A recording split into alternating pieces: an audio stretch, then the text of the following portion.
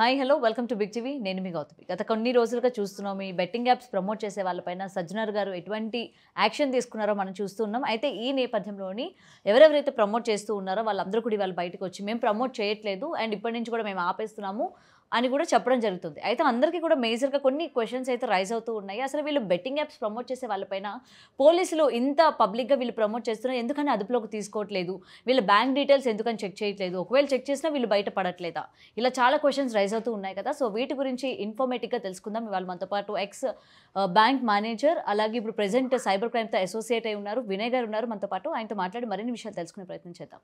Sir నమస్తే అండి.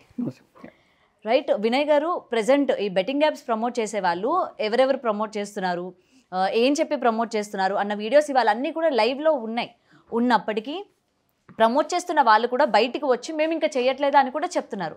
మరి పోలీసులు వీళ్ళకి యాక్షన్ తీసుకోవడానికి గల రీజన్స్ ఏంటి? అండ్ ప్రెసెంట్ వీళ్ళ బ్యాంక్ డీటెయిల్స్ చెక్ చేసినా సరే వీళ్ళు బెట్టింగ్ యాప్స్ ప్రమోట్ చేసేటప్పుడు ఆ అమౌంట్ వీళ్ళు ఈ బ్యాంక్ ఖాతాల్లో కాకుండా ఇంకా ఎవరెవరి ఖాతాల్లోకి వీళ్ళు ట్రాన్స్ఫర్ చేస్తూ ఉంటారు? ఫైన్.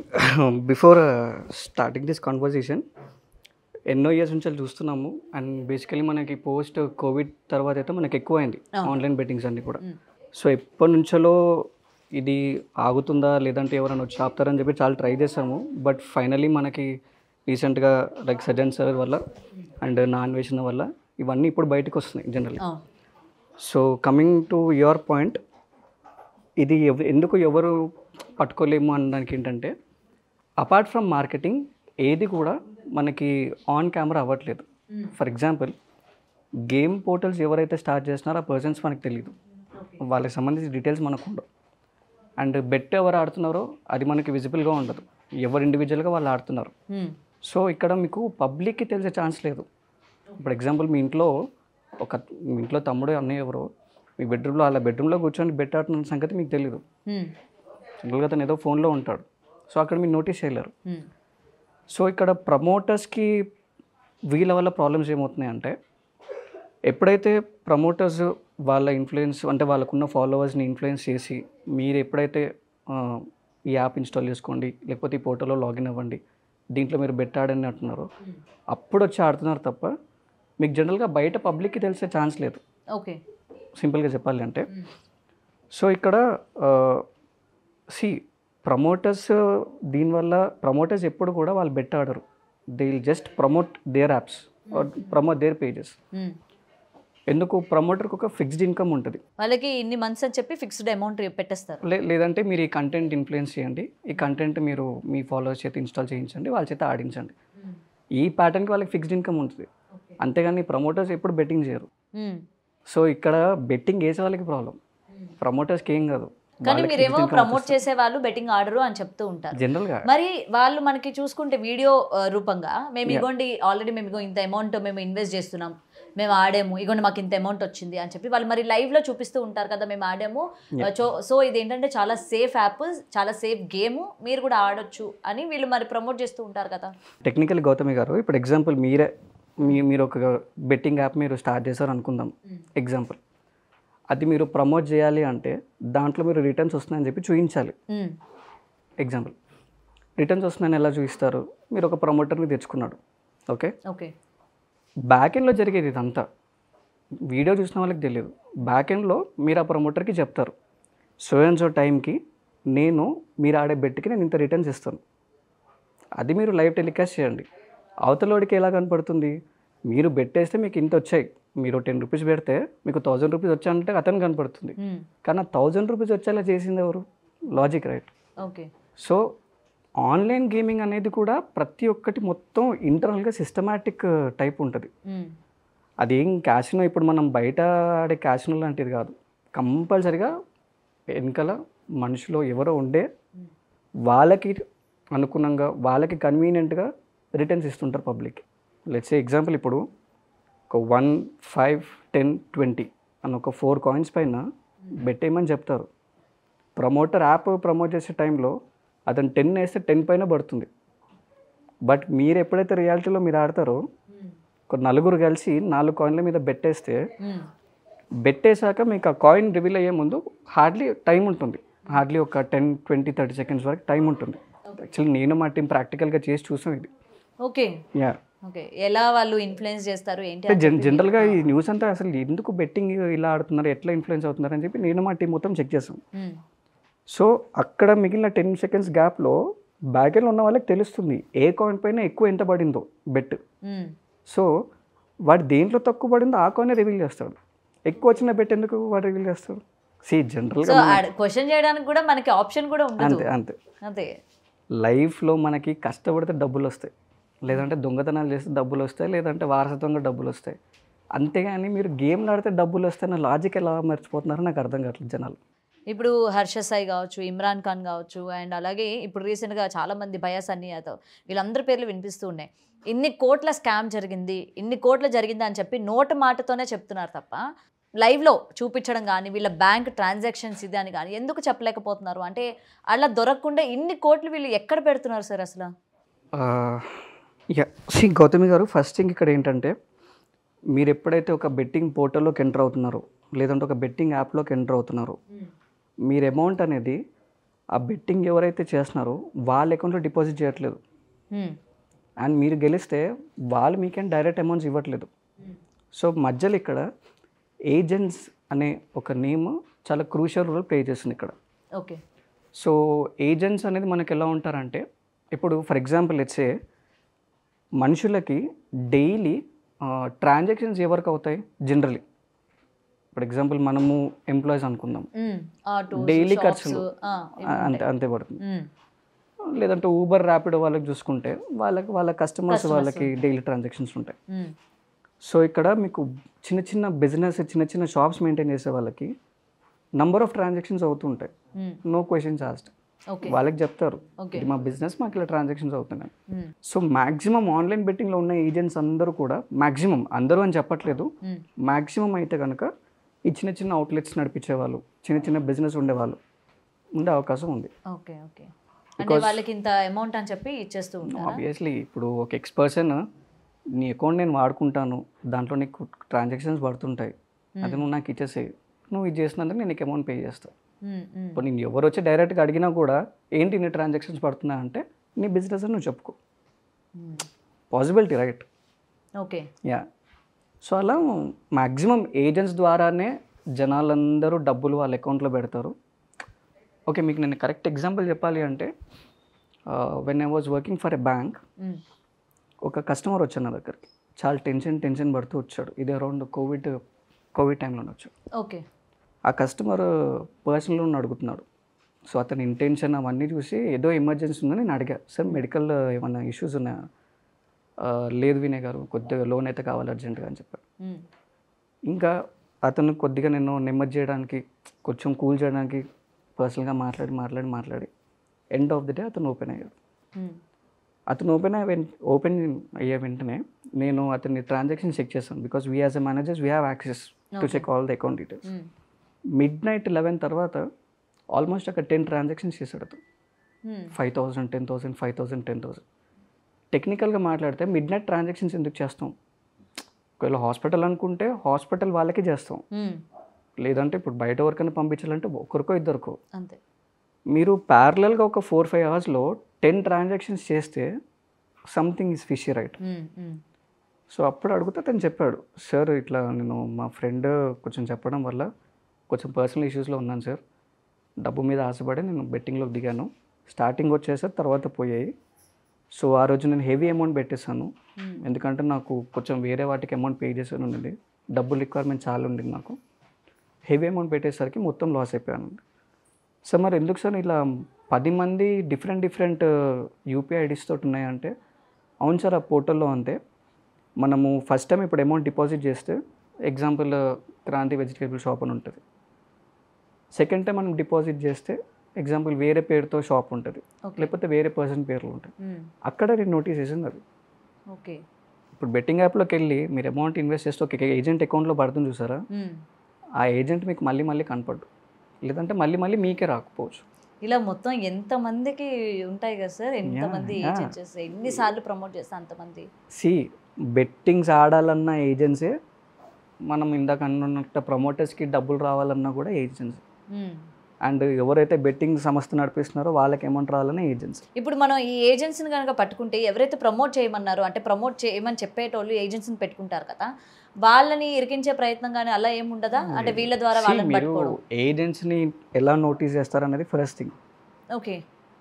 మీకు ఎలా తెలుసు మన ఇన్ని కోట్ల జనాభాలో ఉన్న భారతదేశంలో ఇతని ఏజెంట్ కానీ అని మీరు ఎలా ఇప్పుడు ఒక notice బిజినెస్ చేసేవాడికి అంటే ఇప్పుడు ఒక చిన్న టీ షాప్ రన్ చేస్తున్నాడు అనుకోండి, వాడు రోజువారీ ఎంత సంపాదిస్తాడు అనేది ఒక అవగాహన అయితే ఉంటుంది కదా. నార్మల్ మహా అయితే ఒక 5,000, ఇంకా ఎక్కువ వ్యాపారం బాగుంటే ఆ రోజు చూసుకుంటే ఒక 7,000 వరకు మాత్రమే వాడు చేయగలుగుతాడు.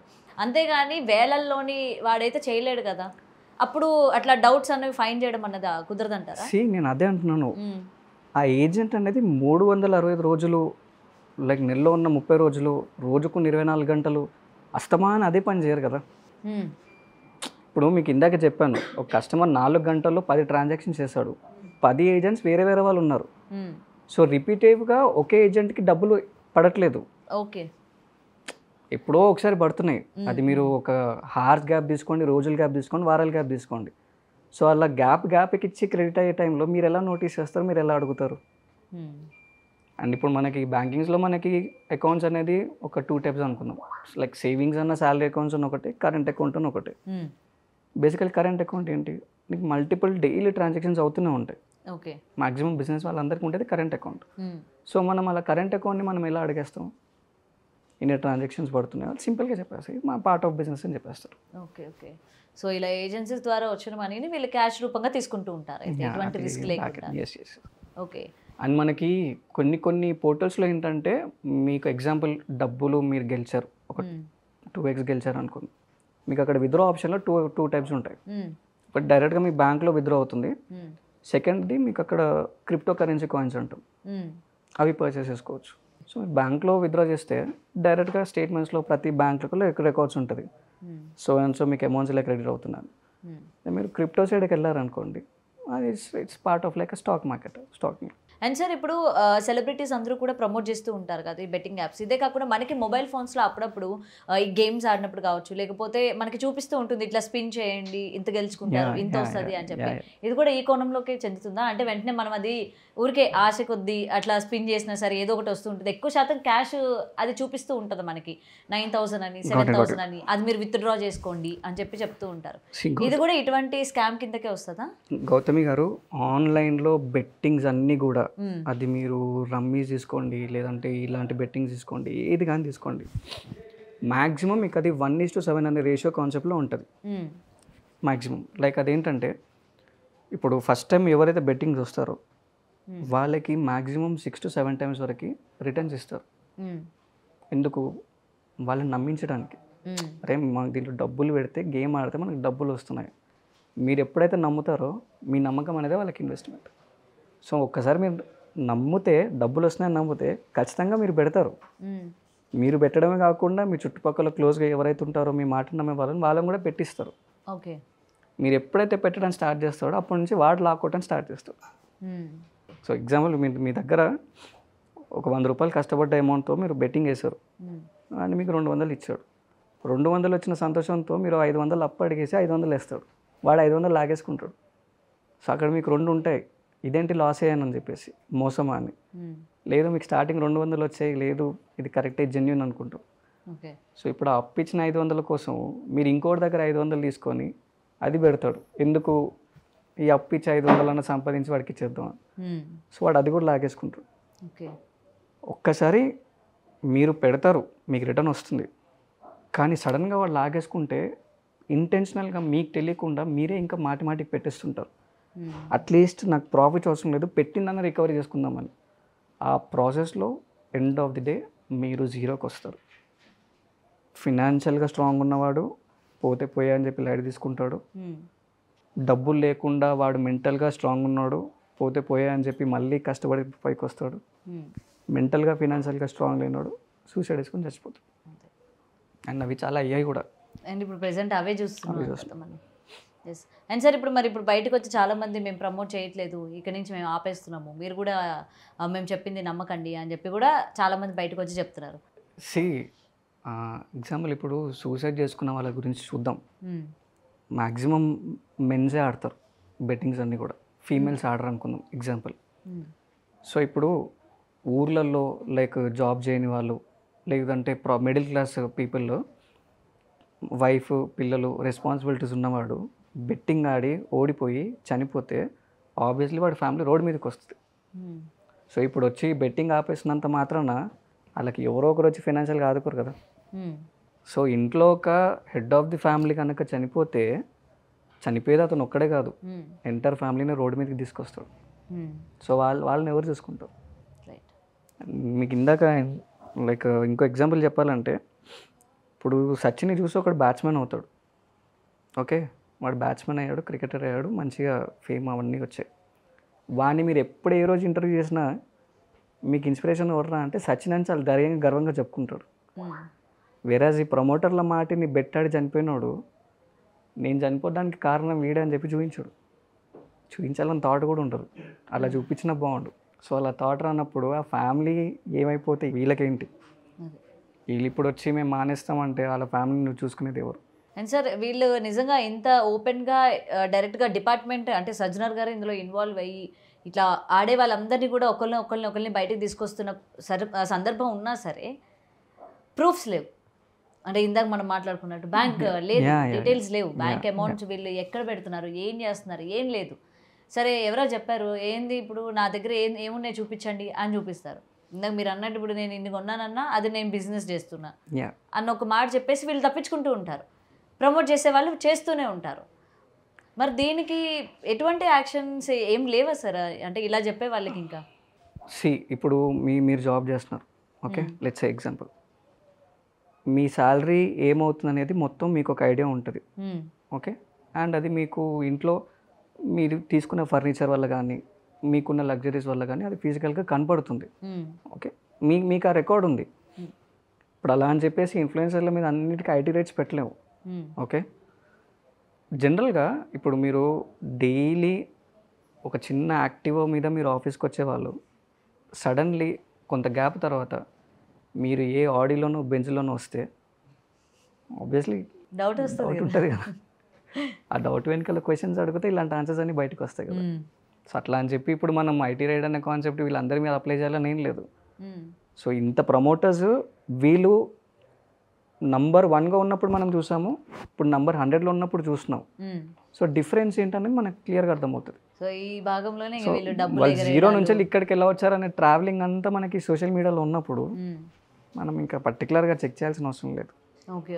సో దీని ద్వారా పట్టుకోవచ్చు అయితే వాళ్ళని, ఒకవేళ డీటెయిల్స్ అవి లేకపోయినా. ఎందుకంటే చాలా మంది అంత మీడియాలోనే ఉంది. వాళ్ళు కారు కొన్నా మీడియాలో పెడతారు, ఇల్లు కట్టుకున్నా మీడియాలో పెడుతున్నారు, ఏది చేసినా మీడియాలో పెడుతున్నారు. అండ్ రీసెంట్ అన్వేష్ గారు కూడా ఇంకా పల్లవి ప్రశాంత్ గారు కూడా ఇంకా ఈ కోణంలోకి చెందిన వ్యక్తి. పల్లవి ప్రశాంత్ కూడా ఇంకా బెట్టింగ్ యాప్స్ ప్రమోట్ చేస్తూ ఉంటాడు అని చెప్పి కూడా చెప్పడం జరిగింది. అంటే ఇంకా ఒకరు తీగ లాగితే డొంక కదిలింది అన్నట్టు. గౌతమి గారు మనం ఎంతసేపు ఈ బిగ్గర్ నంబర్స్ని మనం ఎంతసేపు చూసినాం తప్ప మీరు నోటీస్ చేస్తే ఇంకొంతమంది బ్యాచ్ ఉన్నారు. వెహికల్ని తగలబెట్టడం, మొన్న సజ్జన్ సార్ గారు చెప్పినట్టు. ఇంకోడు డైరెక్ట్గా హైవేలో డబ్బులు ఫారెస్ట్లో పడేసి మీరు వచ్చి తీసుకొని అంటారు. ఇంకోడు వైన్ షాప్ దగ్గర బియర్ బాటిల్ కేసెస్ అని పగలు కొడుతున్నారు. మళ్ళీ వీళ్ళ సంగతి ఏంటి? సరే కాసేపు వీళ్ళని అంటే వీళ్ళు చిన్న మొత్తంలో తీసుకుంటారు, వీళ్ళు పెద్ద మొత్తంలో తీసుకుంటారు అన్నట్టు వాళ్ళ మీద ఫోకస్ చేశారేమో కదా. 2 పాయింట్లో మీకు అది అర్థం కావట్లేదు. 2 పాయింట్లో కూడా ఈజీ మనీ అనేది ఎంత ఫాస్ట్గా వస్తుంది, ఎంత ఎక్కువ వస్తుంది అనేది పాయింట్ ఇక్కడ.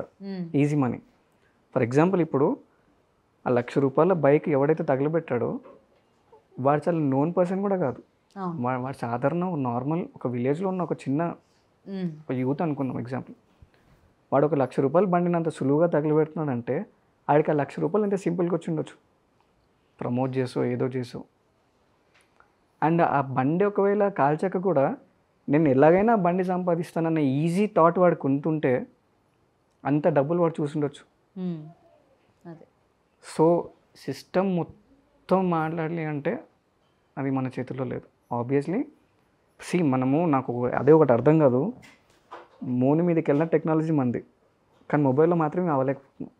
అదొక డౌట్ నాకు. ఇంత టెక్నాలజీ ఉన్నప్పుడు ఒక స్మార్ట్ ఫోన్లో మీరు బెట్టింగ్ యాప్ అంత ధైర్యంగా ఎట్లా ఓపెన్ చేయగలుగుతున్నారు, అంత ఎలా ఆడుతున్నారు?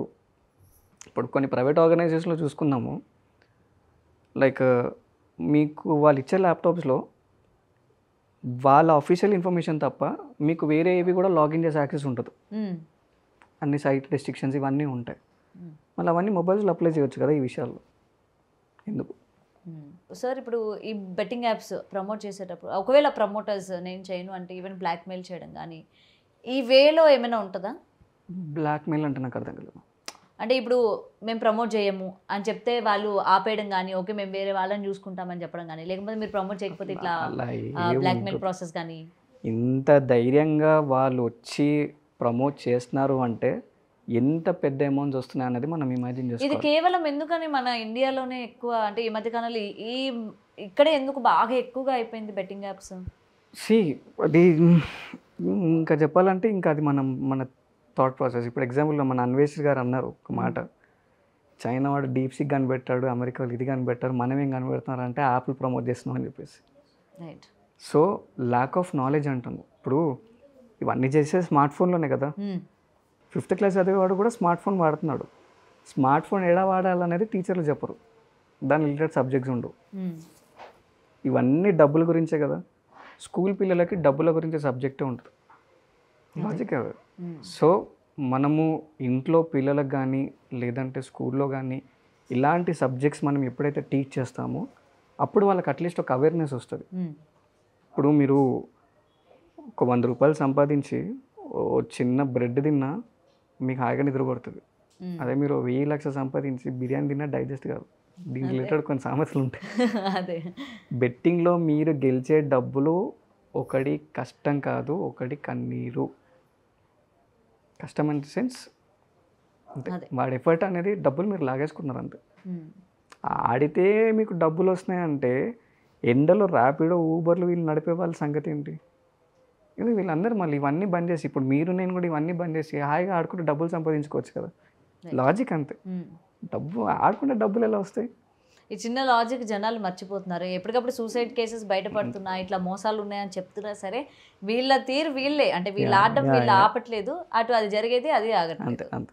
నువ్వే thank you sir, thanks for the information. Thank you. And మీరు కూడా ఇప్పుడున్న సిచ్యువేషన్లో మీ మీడియా నుంచి మీరు ఎంత ఇలాంటివి మీరు జనాలకి ఇన్ఫ్లుయెన్స్ చేస్తే అట్లీస్ట్ మనకు ఆ నెంబర్ ఆఫ్ సూసైడ్స్ అనేది మనకు తక్కువ అవుతాయి. Right.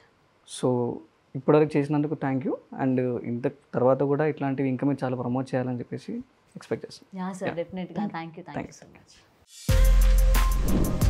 For more videos like this, subscribe Big TV channel.